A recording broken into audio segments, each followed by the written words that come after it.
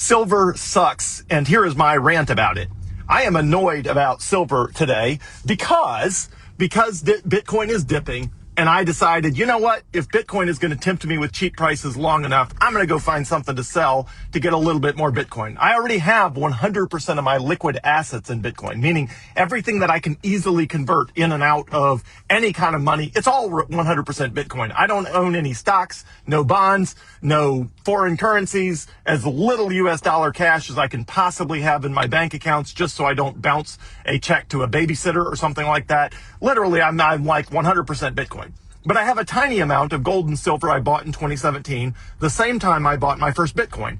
I bought a tiny bit of gold, tiny bit of little silver, and a little bit of Bitcoin. And then I decided I was going to research all of them to see which one made a better money and which one I was going to make a major investment in. Ultimately, obviously, that was Bitcoin, but I still have a tiny bit of silver and a tiny bit of gold from back in 2017. And of course, gold and silver have been like on a tear, especially gold, but I thought maybe a little bit silver as well. Okay, so here I am. Bitcoin dips below $100,000 last night, and I'm like, all right, I didn't want to do it, but I'm going to go dig out those old silver coins. I'm going to go do the headache work of trying to figure out how much I can get for them and how fast I can get this converted into Bitcoin before the price of Bitcoin goes back up again. And maybe I'll get lucky and get a little bit more Bitcoin. Okay, so I dig out these gold coins. I go to APMEX, APMEX, where I bought them, which is the two largest bullion dealerships for gold and silver. At least they used to be, was JM Bullion, JM, and APMEX, APMEX. And for whatever reasons, I can't remember, I used APMEX back in the day. I think they had an easier integration with the way I wanted to buy it or something. Anyway, but those are the two big ones. So I went in and I plugged in the exact same coin that I had bought from them back in 2017. And so they spit a price out. And the price was significantly less than I thought my silver was worth. Again, even though it's not that much. So I went on their website and was like, wait a second. What are you selling this coin for? Well, they're selling it for $54 a coin, but they're only quoting me $42 a coin to buy it back from me. So I start playing around with the numbers and I realize that they are charging, which I presume all bullion dealerships do this, they are charging 12%. Like, let me back up. If you go online and you type, price of an ounce of silver, or like you use some app and you track the price of silver on your iPhone or whatever, it's going to list one price. But it turns out if you go to a bullion dealership and try to buy silver at that price, you get quoted a price that's more than 12% higher than that price. But if you then turn around and want to sell that same silver back, you get quoted a price to get it back that is 12% below that price. So if the midpoint in the marketplace is right here for what you can see online, the price to buy it is 12% higher, but the price to sell it is 12% lower. In short, they're selling silver coins, 1 ounce silver coins, which is what I have a handful of. They are 1 ounce Canadian silver dollars, and for whatever, I think Canadian silver dollars had a higher percentage of silver in them than U.S. silver dollars back then. For whatever reason, in 2017, I researched all this stuff. So anyway, ultimately, they are charging a price that is 28% higher to buy the silver coin than they're willing to buy it back from you, which is the price. Again, you lose, there's like a 28% delta there. So that's insane. So am I going to get more for these silver coins than what I paid for them back in 2017? Yeah, a little, but I didn't realize when I was buying them back in 2017, I was getting totally screwed on the price I was buying for back then, because I'm certain back then I was also paying 12% more to get the coins in the first place on the buy. And now I'm getting more than 12% less on the sell, which is, again, it's crazy. It means the, majority of the upside of, silver, if you're sitting on any silver, gets eaten up in the buying and selling of it, which means, now I've known for a long time that silver was not good money. It's not it's not divisible. It's not portable. It's got, if you compare it against the criteria of a good money, which I always recommend Fidelity's research report, Bitcoin First Revisited, Bitcoin First Revisited by Fidelity. If you go Google that, they have a nice white paper and it's got a nice chart in there of all the attributes of a good money. And it compares gold, silver, sorry, not silver. It compares gold, the US dollar, and Bitcoin is superior across those metrics. They don't compare silver, but if they did, it would suck. I mean, silver is just a horrible investment. Now, I've known forever that gold was demonetizing silver, and then Bitcoin is ultimately demonetizing gold and silver. But certainly gold is demonetizing silver. I just didn't realize it was this bad.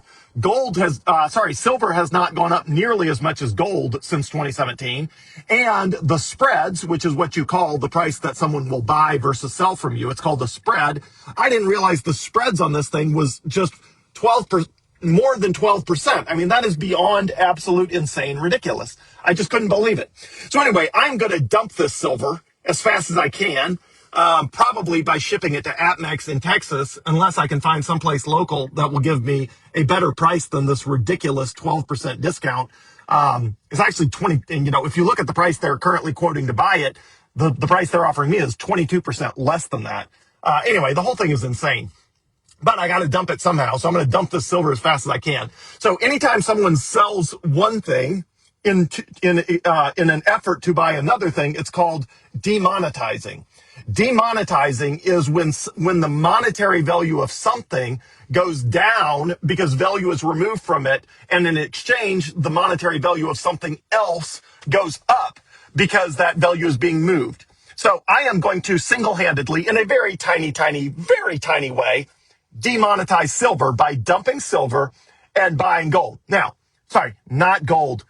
Sorry, too many moving parts here. Gold, silver, Bitcoin. Sorry, I am dumping silver and I am buying Bitcoin with it, which will demonetize silver in a tiny little way. And it will further monetize Bitcoin in an even bigger way. Once I get that all sorted out, I've got some gold coins, and I'm going to go figure out what I need to do to dump those gold coins as well. Again, if I had enough gold or silver to affect really how much Bitcoin I have, I would have done this a long time ago. It's such a small percent that it's like an imperceptible change in the amount of Bitcoin I have. But my view is, if you're going to dangle a cheap Bitcoin price in front of me long enough, I'm going to find some way to take advantage of it. Now, maybe that's a loan on Strike, if they ever let me have an individual loan, not a business loan. Maybe that's, I don't know. I've explored a whole variety of things to try to get more Bitcoin, but I will find a way to get more Bitcoin. And it looks like the way I will do it, possibly today, is by shipping a bunch of silver over to APMEX in Texas and taking this brutal, ugly haircut.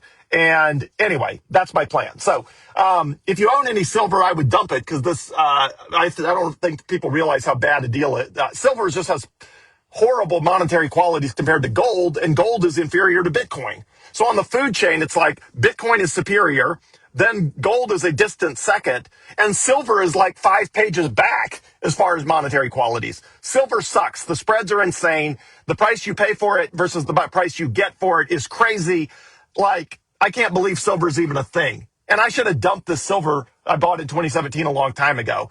It's just, I thought this would happen. I thought if I start going down this road of trying to find a way to dump it, it's just going to make me mad when I figure out that I can't get hardly anything for it as compared to what I bought it for, even though technically the price of silver is up. It's like double or something like that. But I can't get that because I paid 12% more to buy it, which you will if you buy silver. You don't realize it, but that's what you're doing.